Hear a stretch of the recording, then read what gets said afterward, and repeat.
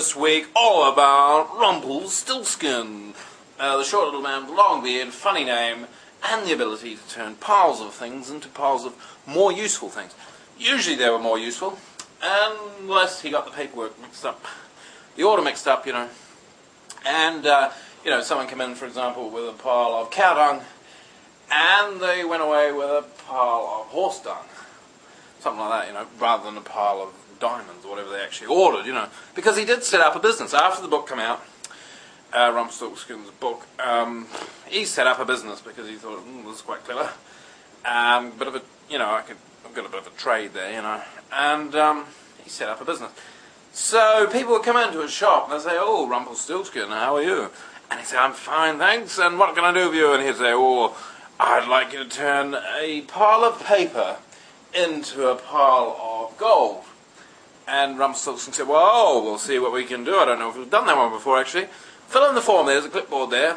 And take a seat. Some magazines you want to read. And you can get M&M's 20 cents there or something like that, you know, if you want. But anyway, yeah, fill it all in and write out very clearly what you want. And we'll get on with it this afternoon.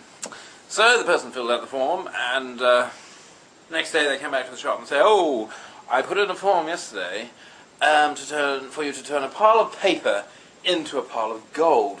And Rumplestilkskin said, oh, okay, now there should be a file number on the top of your... You've got the file number I gave you there? So they said, yes, C23859. And so Rumplestilkskin sort of said, okay, right, thank you, I'll be back in a minute. He went into the back of the shop, and he came out with a pile of cow dung. And the customer said, well, doesn't look like a pile of gold to me. You've got the wrong file number, I think. And Rumplestilkskin said, no, it's exactly what you just read out. But there might have been some sort of problem in the process. It wasn't actually me doing it last night. It was one of my apprentices. So what did you want exactly? And the person said, well, I wanted a pile of gold. I wanted a pile of paper. I wanted it turned into a pile of gold. You've got a cow dung. What am I going to do with cow dung? And Rumplestilkskin said, well, you know, it is quite good on the garden. It's quite good for cabbages and lettuce, and, you know, you sort of mulch it in with the soil. And the person said, look, I'm not interested in cow dung. I want gold, and if you don't turn my paper into gold, I'm going to burn your shop down, Rumplestilkskin. Rumplestilkskin said, oh, don't do that. We'll get on to it tonight, you know. We'll see what we can do. So the person went away, and Rumplestilkskin said, oh my God, I've never done this one before, paper into gold. I've done straw into gold, that works fine. Paper into gold, well, that's a difficult one. So he got his apprentice to get the paper, and they burnt it all. They set fire to the paper, and it caught on to the shop. The shop started burning down, you see, and they sort of ran outside, and Rumplestilkskin said, well, we're turning the shop into something now. We're sort of turning it into ashes. We're turning a wooden shop into ashes. Now that's clever. And the apprentice said, well, that's really clever, but you haven't got insurance, Rumplestilkskin. Rumplestilkskin said, well, that's the point.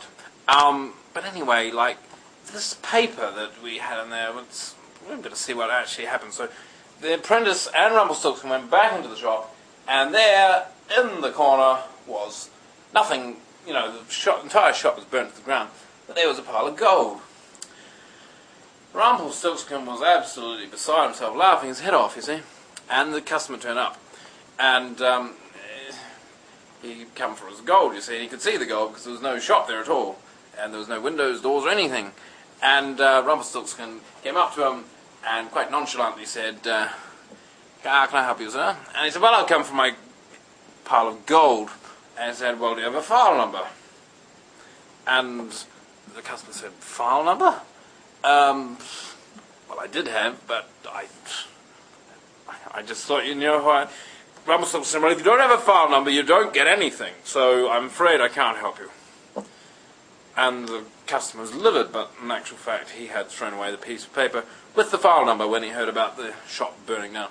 So, there you go, Rumplestilkskin got to keep the gold. Didn't have a shop, but he soon built another one.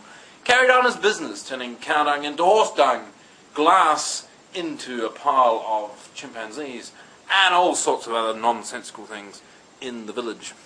So there you go, that's this week's Unbelievably Serious video just for you. Thanks very much for watching. Please rate it, even better subscribe if you haven't already. Thanks a lot, and I'll see you next week. Bye.